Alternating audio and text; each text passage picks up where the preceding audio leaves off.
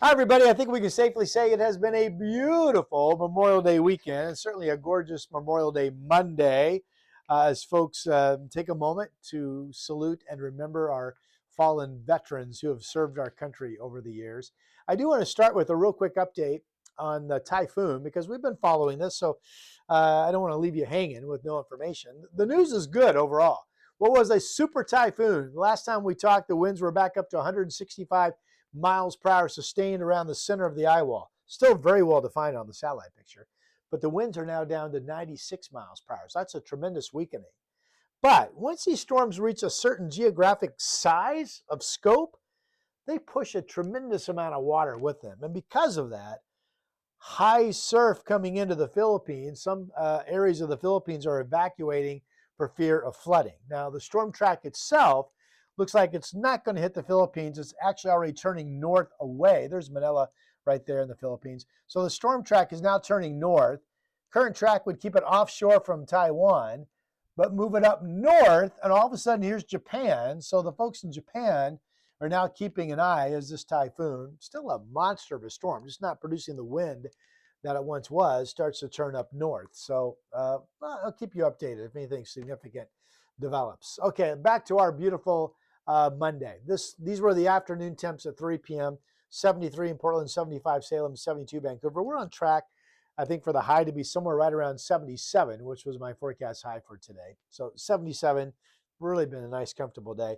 I talked about this on KGW News at sunrise this morning, the fact that the one area along the coast that I wasn't sure would clear would be Astoria.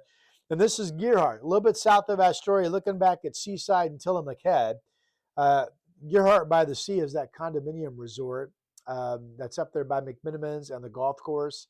And Gearhart, really a beautiful spot. But yeah, the clouds have not cleared there in Clatsop County along the north coast. You drop down into Newport and Lincoln County and Depot Bay, and this is the Inn at Ottercrest, that big, sprawling, gorgeous resort property in Lincoln County. Look how clear that is. They had sun at noon today.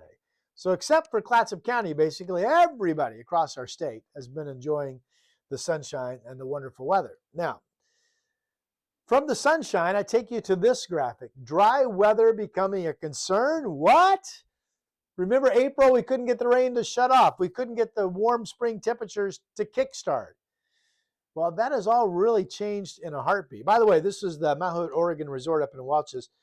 Clear skies, no storms over the Cascades. In fact, no clouds. It's beautiful weather. But check this out. Let's talk about this dry pattern that all of a sudden we have rapidly switched into.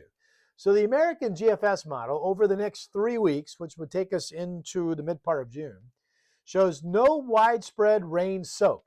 In fact, the model output is less than 0.2 of an inch of rain over the coming 3 weeks. Now that's a concern. It's a concern because of this next graphic. Dry season taking hold? Boy, it sure looks like yes is the answer. Portland's last soak was 1/4 of an inch of rain that fell on May 8th. Now, since May 8th, we've had a couple of spotty storms. We had the one in Tiger that dumped over 1.5 inches of rain.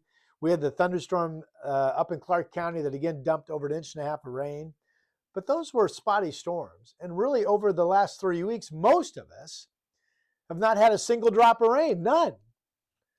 It looks like we're going to wrap up May. It's not the last day of the month yet, but it looks like we're going to finish the month with just under 1 inch of rain. Now, normal is 2.51. So if you do the math on this, 0.91 inches is 36% of 2.51. So that's a pretty dry May. The water year, which goes October 1 through September 30th, in pretty good shape still, 32.29 inches. But we had built a surplus up with the April rain, and now it's been dry enough that we're back below normal by 1/10 of an inch. June's upcoming, of course, starting in a few days. The June average is 1.63 for the 30-day period. Outlooks insist that we're going to be below normal again in June. So let's say we get 1 inch of rain in June, which I hope we do at least, but let's say that's all we get. And then July, either some months we get 1/2 of an inch of rain or we don't. August, maybe we get 1/2 of an inch of rain or we don't.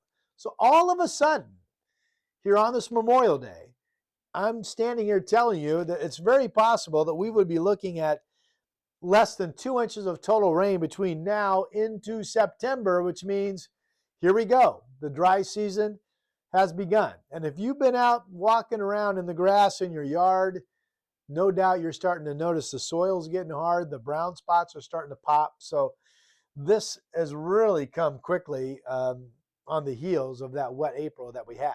Here's the National Weather Service outlook. This is the 6 to 10 day outlook.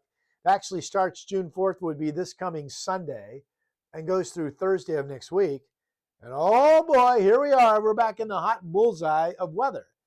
I mentioned, I think last week, I wasn't really seeing anything significant in June. I was seeing maybe a couple of little spots that could hit 90. Well, it's looking like we could be close to 90 this coming Sunday and then hit 90 on Monday, Tuesday, Wednesday of next week.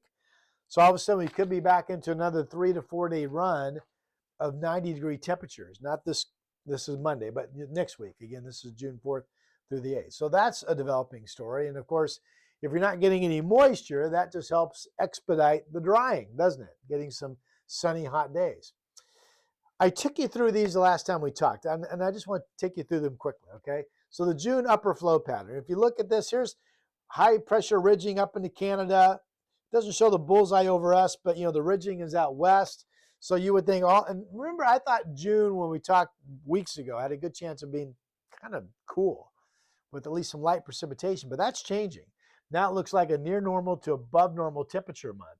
Certainly if we rack up some hot weather between the 4th and the 8th, next week.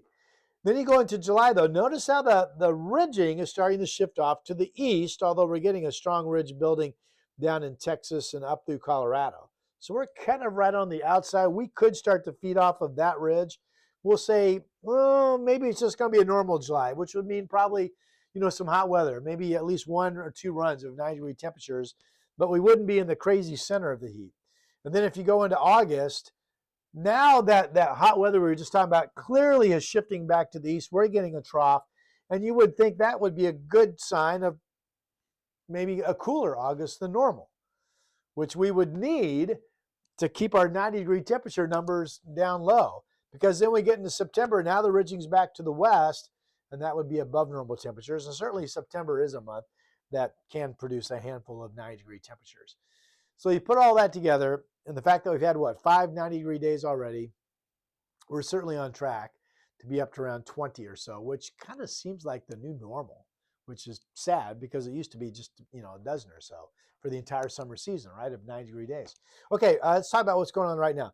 There's a small fire burning in Lane County. This is courtesy of KGW-TV, their smoke model. So that's a smoke plume, west winds today blowing what smoke is from that small fire.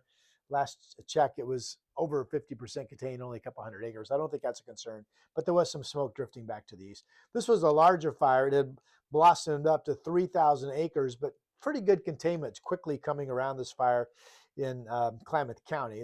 There's Bachelor, so it's south of Sun River, and there's Lakeview. Again, the smoke is moving off to the east. So, we are starting to see some blazes. That bigger fire in Klamath County was lightning sparked, by the way. Okay, so we're watching that. Had some low clouds early this morning, but nothing widespread except for at the coast. I think this doesn't see the little dots, but notice how they're not solid. But this is the model trying to say we have a solid marine flow tomorrow morning. I think we could wake up to solid marine clouds, including you folks in Salem, up through Vancouver, over to the coast, both tomorrow and Wednesday morning. That will help push temperatures back down. So that's good news. That means a couple of comfortable days with cloudy starts. And that brings me to the 7-day forecast. So clouds to sun the next couple of days. High temperatures, 73 tomorrow, 70 Wednesday. Depending on how quickly the clouds form overnight, that marine layer, some of you could be down, in the low to mid 40s. So that's comfortable sleeping weather, right? And then we lose the marine layer starting Thursday and we just get sun. 76. Friday, I've got us 78. And then here we go. Saturday, 84. Sunday, maybe 90. I've got us 88.